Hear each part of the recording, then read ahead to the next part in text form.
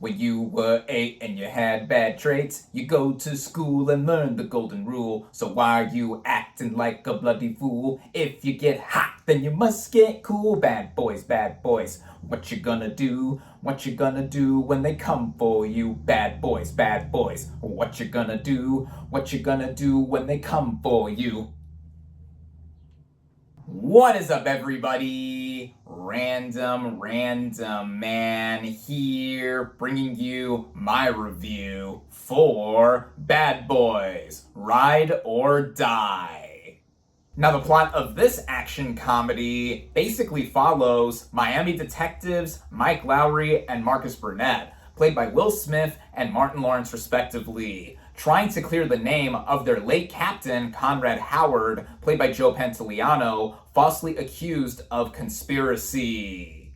Going into this movie, I was actually looking forward to seeing it. Now, to quickly go over my thoughts on the previous three Bad Boys movies, the 1995 first film, directed by Michael Bay in his feature directorial debut, I thought was meh.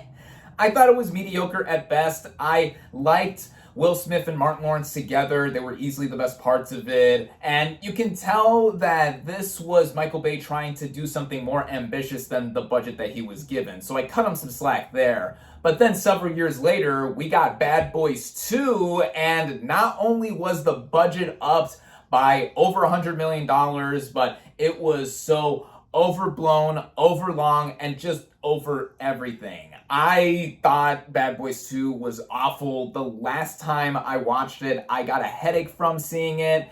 A lot of people do like how over crazy whatever it is, all the trademark mayhem there is in it, but I didn't. And then we had to wait a while, over a decade and a half, until we got Bad Boys for Life back in 2020, and I surprisingly enjoyed that film.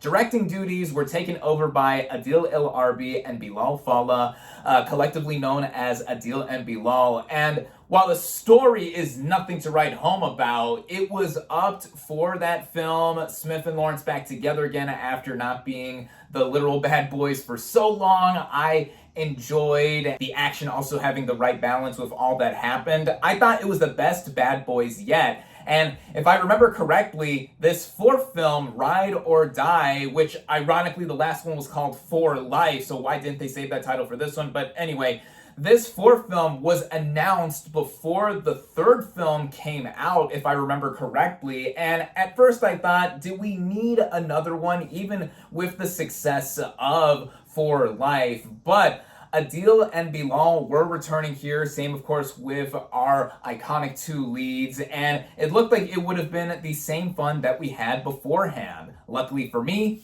I was able to head out and see this thing in theaters where it is only currently available. Starting out with the cast and the performances, we have Will Smith as Mike Lowrey. This is his first big movie since winning the Oscar for Best Actor for his titular turn in King Richard, which is also the same amount of time in that same ceremony that he went up on stage and slapped Chris Rock before winning that said award 40 minutes later. Slap or not, I wanted him to win the Oscar, and I thought he deservingly won that Oscar. And he is someone who proves how charismatic he is no matter his faults, both on and off screen. And here in Bad Boys: Ride or Die, his character is going through a bit after having been riddled with bullets in the last one and almost dying, and he is suffering from panic attacks, and he is more of the literal straight man this time around. He tries to keep it cool even when he doesn't feel cool, and I think Will Smith is still cool. I think he is one of the last remaining movie stars that we do have, and his charisma is always on point.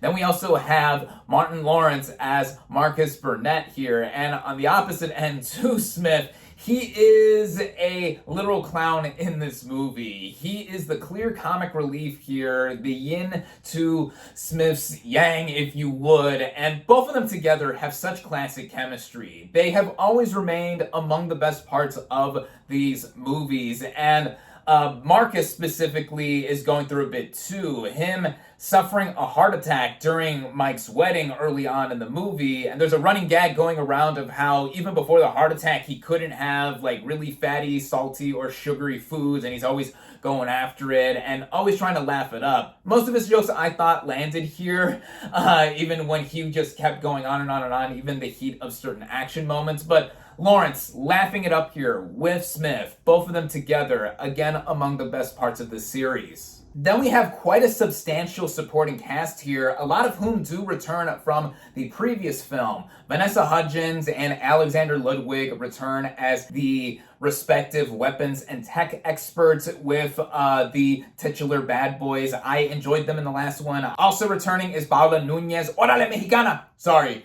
She comes back here as well as Rita, Mike's ex-girlfriend and now the captain of the Miami PD, and I thought she was a great addition to the last film as well. And speaking of captains, Joe Pantoliano, despite his character, the late Captain Conrad Howard, being killed off in the last one, spoiler alert in case you haven't seen that, but whatever, he does come back here for a handful of minutes of screen time, and he has been in every single one of these movies like the titular Bad Boys, and it's always great to see him here and having a pivotal role even when he's not present in it oftentimes with how the plot does go along. Another pivotal returning player is Jacob Cepillo as Armando, Mike's son, who he found out he had in the last one and was the main villain of the previous film, having him with Kate del Castillo's character, the main villain of For Life as well. And there's more banter, or not banter, I would say, like the attempted chemistry between both father and son with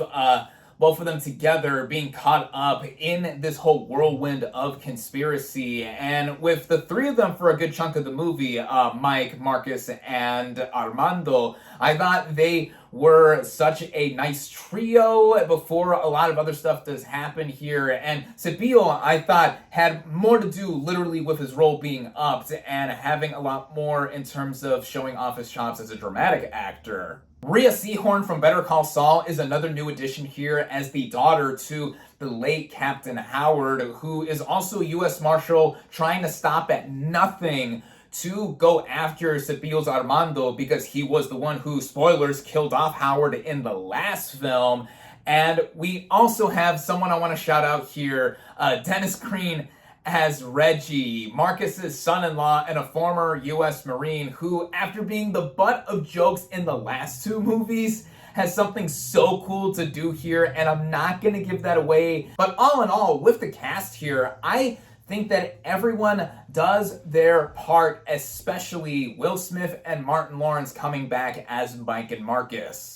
The writing of this film narratively stems off of a lot of what happened in the previous film, For Life. Naturally, as I mentioned, in how a lot of those characters do come back here. And with this and the rest of the movies, these films are not trying to be Shakespeare. And even with me enjoying the last one, there are certain beats of that story that don't entirely click, and you can see some cliches coming a mile away, and some of that does apply here in Ride or Die. For example, with the main villain, Eric Dane, who most people know as the douchebag dad in Euphoria, I thought did his job as the main villain here and is like orchestrating a lot of that is happening and is also having Mike and Marcus on the run. Yeah, and then with a twist that happens later on in the movie with a character that is introduced early on, I saw it coming from a mile away once this person was introduced, but in any sense, what this movie does is still connected all to the previous films in that Pantoliano's late captain character is at the center of trying to have his name cleared and all of this coming together with Mike and Marcus. And early on in the film, I'd say for the first half hour or so, we do get caught up with these characters again. Mike has gotten married. Marcus, during that wedding, has a heart attack, and he is having a newfound appreciation on life and also plays that whole angle up with his comedic relief stance, which I enjoyed. We do spend quite a bit of time here before any action does happen, and I didn't think we needed that much time to catch up with the characters like we did with the last film because we have only had 4 years in between this and the previous film. In hindsight, the writing of this movie does get the job done anyway, because we are not looking for something too big or thought-provoking with an action comedy here. And I think that when the ball does get rolling, when we do get into the first action sequence or so, getting towards the end of the first act, 30-40 minutes in, that is when the movie does fire on all cylinders in what it's trying to do, in my opinion. Adil and Bilal, as directors here, I thought they got the best handle of what a Bad Boys movie was trying to do in the last one, and it continues on here. There is a lot of crazy camera work at play. It reminded me a lot of what Michael Bay, who, by the way, does have a quick cameo in this film, like in the previous Bad Boys film, what Bay did in his previous movie, 2022's Ambulance, which I also surprisingly enjoyed. He implemented a lot of drone shots and drone cinematography in that movie. But here in Ride or Die, I thought it was implemented better, as it seamlessly transitioned into a lot of more dolly or stationary tripod shots here, with the drones going around, whether it's literal drones in the movie or just drone shots going around, coming back in, and I thought that made the action kinetic and going along as it was moving, and also with some POV shots that reminded me of first-person shooter video games. At first I thought, was this going to be gimmicky? But with it happening so fast and how quickly cut a lot of the action is put together, it was not intrusive at all. I thought it made it all keep going, as again, these movies are so over the top, but with Adil and Bilal directing, they're over the top and grounded to a balanced level that I was able to suspend my disbelief, even when you're in theory supposed to be shoving your face with popcorn while watching an action film like this. You get the gunplay, you get the Mike and Marcus banter buddy cop style here, and then even with the characters themselves getting expanded with what I praised in the last movie, here, despite not trying to be high art, with all the characters interconnected together, you know, the relationship that Mike has with his son Armando, Marcus's relationship with his own self and the outlook he has on life here, and all that other stuff in between, I thought was enough and worked to supplement and offset all of the action that was happening here. Reminded me a lot of another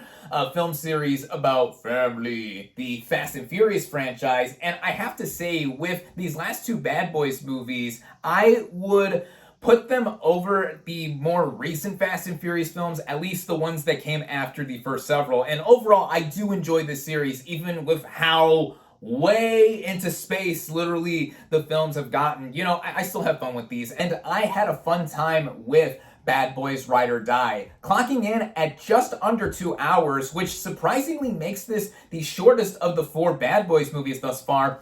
I thought it ran along well, and the music, of course, the titular song by Inner Circle is interspersed in there. What's a Bad Boys movie to be complete without it? And again, with the cliches that are associated with these kinds of movies, with that one twist I saw coming a mile away, it not doing that much to rejuvenate the franchise like what I thought the last one did, I would still say that I enjoyed this one about as much as For Life. Comparing the two, I would say I think For Life is the better movie, but if you enjoyed the last one, odds are you're gonna enjoy this one for the kind of movie that this is trying to be. If you're one of those Michael Bay purists who is expecting something akin to what the first two did, again, this is more in line with the last one, so you're not necessarily gonna get it here, but any action fan, I think, is going to be satisfied with seeing this. And with the summer movie season that we're currently having, though I have been finding enjoyment in most of the films that I have seen thus far,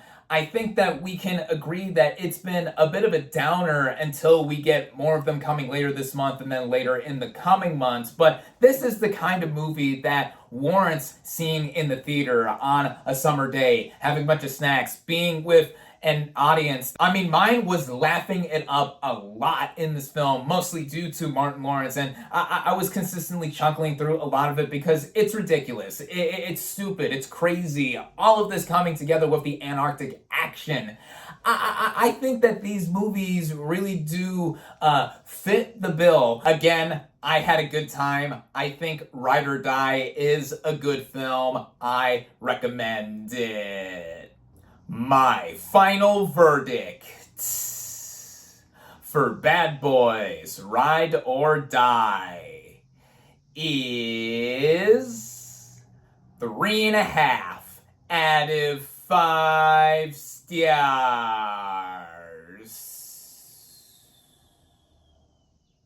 Thank you all, as always, for watching. Be sure to like this video, comment on what you thought of Bad Boys Ride or Die. Social media links in the description. Subscribe to my channel for more, and I'll catch you on the next movie review.